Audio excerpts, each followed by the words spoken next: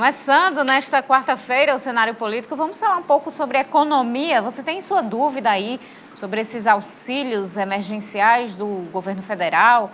Vamos falar um pouquinho sobre a questão do FGTS, a prorrogação do auxílio emergencial e vamos falar sobre a questão política dessas ajudas, desses auxílios, a questão econômica do governo federal. Participe do programa e tire sua dúvida pelas nossas redes sociais. Twitter, @cenapoliticotcm, facebook.com/cenariopoliticotcm, WhatsApp 8802-8979 e o Instagram, @cenariopoliticotcm.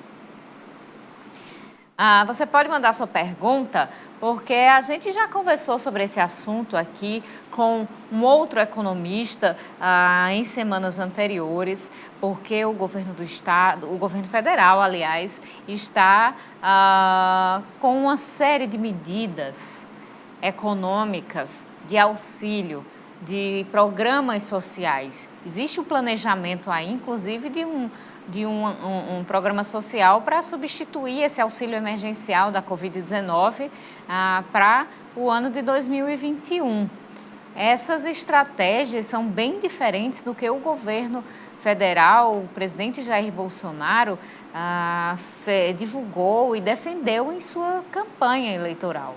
Agora, a Covid-19 parece que deu uma virada nessa questão. Inclusive, existem muitas discussões de bastidores e também não bastidores sobre atritos, discussões e possível desgaste de Guedes, ali de Paulo Guedes, à frente da economia no governo federal. Então, vamos conversar um pouquinho sobre esse assunto com o professor Leovigildo Cavalcante. Ele é economista, é professor de economia, diretor da Faculdade de Economia da UERN, Universidade do Estado do Rio Grande do Norte, que já está, inclusive, conectado com a gente. Boa noite, professor.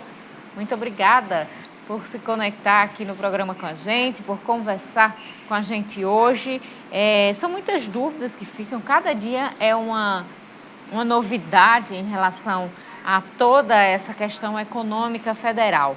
Mas, para começar, queria só que a gente já começasse tirando umas dúvidas que são muito frequentes dos nossos telespectadores e dos ouvintes da 95 FM, que também nos acompanham no cenário político, em relação a esses auxílios. Vamos lá, perguntinhas básicas para começar. O FGTS emergencial, quem é que recebe, professor? Boa noite. Boa noite, Carol. Boa noite a todos os telespectadores. Muito obrigado mais uma vez pelo convite, de poder estar tirando dúvidas da população, esclarecendo o chamado cenário econômico, e, por que não, o cenário político, mediante a toda essa utilização de ferramentas, por parte do governo federal, no que diz respeito aos chamados auxílios, eu vou elencar, não apenas responder a questão do FGTS, mas fazer um balanço acerca do que são essas ajudas. Porque quando a gente fala em termos de ajuda, a gente não sabe o alcance, a gente não sabe que envolve uma série de outras ações que o governo está fazendo justamente para tentar, digamos assim, frear um pouco dessa crise causada pelo Covid, principalmente no processo produtivo, do país. E dessa forma, à medida em que eu for falando, com certeza irá surgir algumas dúvidas e, ao mesmo tempo, posteriormente, eu posso tirar as mesmas. Olha, para que você tenha uma ideia, somente nesses 5 primeiros meses que foram implementados os diversos auxílios, nessas 5 primeiras parcelas que a gente tem, foram gastos pelo governo federal 254 bilhões de reais. Ou seja, então, se a gente estiver falando em termos de medidas sociais, de alcance a toda a população, já é o maior gasto de toda a história no Brasil em termos de combate, digamos, a problemas sociais causados por uma pandemia. Esses 254 bilhões de reais foram gastos com 63 milhões e meio de pessoas. E vale salientar o seguinte, 1/3 desses 65 milhões de beneficiados estão localizados no Nordeste, né? Para que você tenha uma ideia, cerca de 23 milhões eram pessoas que já estavam vinculadas ao Bolsa Família. Depois a gente tem cerca de 10 milhões e meio de pessoas que estavam vinculadas ao chamado Cadastro Único e 35 milhões e 600 mil pessoas, dessas que não tinham nenhuma ligação em termos de auxílios, de projetos sociais, dessas pessoas mesmo que estavam desempregadas e que não tinham uma renda, ou seja, então o alcance aí foi significativo. E o governo, durante todo o ano, né, espera, pelo menos, injetar na economia cerca de 600 bilhões de reais, ou seja, não é muita coisa. Isso vai pressionar, principalmente, no que diz respeito ao chamado teto de gastos do orçamento, né, e que vai ser necessário uma série de, digamos assim, de ações por parte do governo em termos de remanejar recursos de um lado para outro. Agora, respondendo direto à sua pergunta, né, sobre a questão do FGTS. O FGTS teria um direito, né, é claro que está limitado a R$ 1.045, né, em termos de saque, das pessoas que estejam desempregadas e que não se enquadraram na questão do chamado auxílio emergencial, que dava os chamados R$ 600.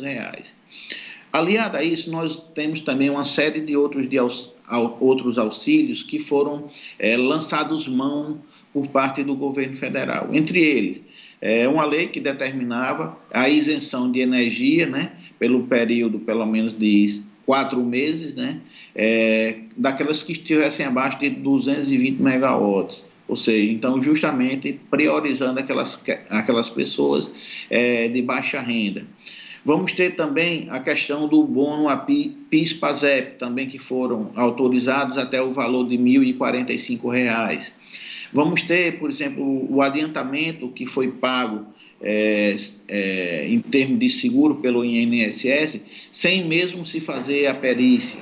Nós tivemos a antecipação do 13º dos aposentados e segurados do INSS. Tivemos também a desoneração trabalhista, ou seja, quando o governo criou uma portaria flexibilizando a questão do trabalho, né, tanto em horas quanto em pagamento, e até mesmo pagando uma parte do salário do trabalhador para que naquele determinado período a pessoa ou a empresa se comprometa a manter aquela pessoa empregada no período igual ou maior a qual o governo federal cobriu parte do salário.